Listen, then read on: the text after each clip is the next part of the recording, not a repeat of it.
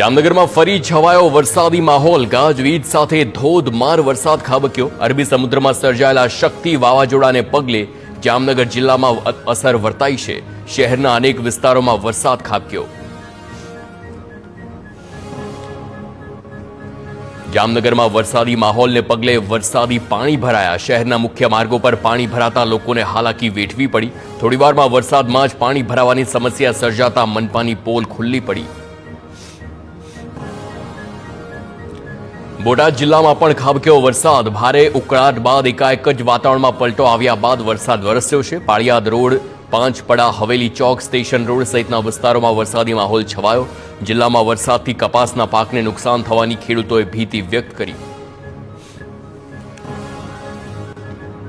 મહીસાગરમાં છૂટો છવાયો વરસાદ. ખાનપુર, મોટા ખાનપુર, નાના ખાનપુરમાં વરસાદ. ભાદ રોડ, રંગોલી સહિતના ગ્રામ્ય વિસ્તારોમાં વરસાદ છે.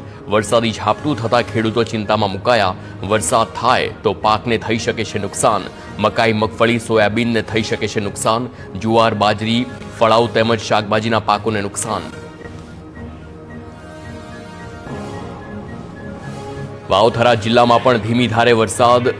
ધરણીધર તાલુકાના રાછેણા ગામમાં વરસાદી ઝાપટા પડ્યા. અગાઉ ખાબકેલા ભારે વરસાદના પાણી ઓસરી રહ્યા છે અને તે સમયે ફરી વરસાદથી ખેડૂતો ચિંતામાં મુકાયા.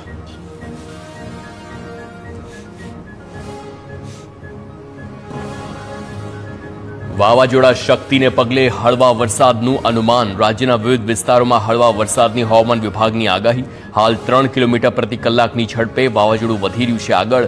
ગુજરાતના ઉત્તર દરિયાકાંઠે LCS 3 સિગ્નલ જાહેર. તો ગુજરાતના દક્ષિણ દરિયાકાંઠે DW2 સિગ્નલ જાહેર. આવતીકાલે વાવાઝોડું ગુજરાત તરફ યુ ટર્ન લેશે. માછીમારોને દરિયો ન ખેડવા સૂચના. કેટલાક વિસ્તારોમાં હળવો વરસાદ વરસે તેવી શક્યતા. ગુજરાતના માથેથી શક્તિનું સંકટ વધુ ઓછું થયું. શક્તિ વાવાઝોડું ઓમાન નજીક પહોંચ્યું. હાલમાં ઉત્તર પશ્ચિમ અરબ સાગરમાં તીવ્ર વાવાઝોડું સક્રિય. વાવાઝોડું છેલ્લા 6 કલાકમાં 17 કિલોમીટર પ્રતિ કલાકની ઝડપે આગળ વધ્યું. હાલ શક્તિ વાવાઝોડું ઓમાનના રસ અલ હદથી 250 કિલોમીટર દૂર. ગુજરાતના નલિયા અને દ્વારકાથી 770 કિલોમીટર દૂર વાવાઝોડું. તો 8 ઓક્ટોબરે દ્વારકા, જામનગર, પોરબંદર, સુરત, નવસારી અને વલસાડમાં મધ્યમથી ભારે વરસાદની શક્યતા. અમદાવાદમાં છૂટા છવાયા સ્થળ પર હળવાથી હળવા વરસાદની આગાહી કરવામાં આવી છે. જોકે માછીમારોને આગામી 5 દિવસ સુધી દરિયો ન ખેડવા સૂચના આપી દેવામાં આવી. ગીર સોમનાથમાં વાવાઝોડાની અસરને પગલે દરિયામાં મોજા ઉછળ્યા. દરિયામાં ઊંચા મોજા ઉછળતા માછીમારોને દરિયો ન ખેડવા સૂચના. હાલ વાવાઝોડું ઓમાન તરફ છતાં દરિયા કિનારે અસર. આવતીકાલ સુધીમાં સૌરાષ્ટ્રના દરિયા કિનારા તરફ વધી શકે છે અસર. વેરાવળ બંદર પર 3 નંબરનું સિગ્નલ યથાવત. વેરાવળની 2000 જેટલી બોટો સંપર્ક વિહોણી. વેરાવળની નાની મોટી 5 બોટો પૈકી 2000 બોટો સંપર્ક વિહોણી. અંદાજે 20,000 જેટલા માછીમારો મધ દરિયે.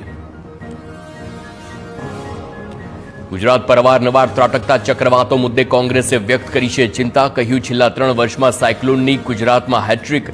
2013 બાદ સાયક્લોન બનવાની તીવ્રતા વધી, જે ચિંતાનો વિષય છે. ગ્લોબલ વોર્મિંગ સહિત ગેરકાયદે ખનન સહિતની બાબતોને મુખ્ય કારણ ગણાવી છે. નિરાકરણ લાવવા સરકાર સમક્ષ માંગ કરી છે.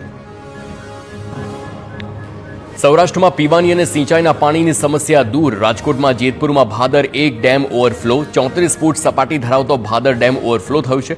ભાદર 1 ડેમનો એક દરવાજો અડધો ફૂટ સુધી ખોલાયો. સૌની યોજનાના પાણી અને વરસાદી પાણીથી ડેમ ઓવરફ્લો. જૂથ યોજના હેઠળ 22 લાખ લોકોને પીવાનું પાણી પૂરું પાડે છે ડેમ. જેતપુર, ગોંડલ, ધોરાજી સહિતના ગામોને એલર્ટ રહેવાની સૂચના. બનાસકાંઠામાં અતિવૃષ્ટિથી ખેડૂતોને થયેલા નુકસાનનો મુદ્દો. સાંસદ જ્ઞાનીબેન ઠાકોરે ખેડૂતોને સહાય આપવા કરી છે માગણી. કપાસ, એરંડા સહિતના પાકમાં વ્યાપક નુકસાન થયું છે. સરકાર વળતર નહીં ચૂકવે તો કોંગ્રેસ લડાઈ લડશે.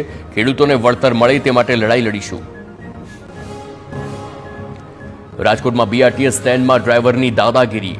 ઓમનગર સર્કલ સ્ટેન્ડમાં ડ્રાઈવર અને મુસાફર વચ્ચે બબાલ. બસના ડ્રાઈવરે મુસાફરને લાફો માર્યો. કોઈ કારણસર બંને વચ્ચે થઈ હતી બોલાચાલી.